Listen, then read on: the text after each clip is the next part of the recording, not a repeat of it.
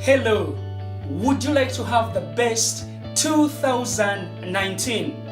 If you do, this is the video for you. Hello, my name is Cam, and today I'm going to talk about how to have your best year.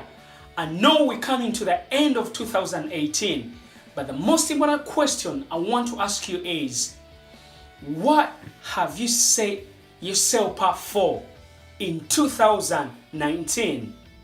Because you don't want to have the same 2018. And to you, my fans, what I've decided is I've got a surprise for you guys.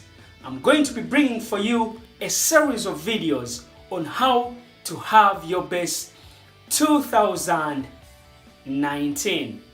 But the first one I want you to do before you watch the next video is ask yourself, take some time to yourself and ask yourself, what is one goal that I would like to achieve in 2019 that will dramatically improve the quality of my life?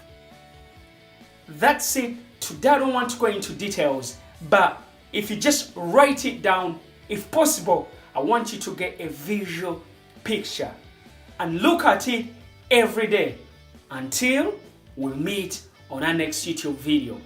My fans, I love you so much. It's been a great year, but tomorrow I'm also going to be doing my last video for the year.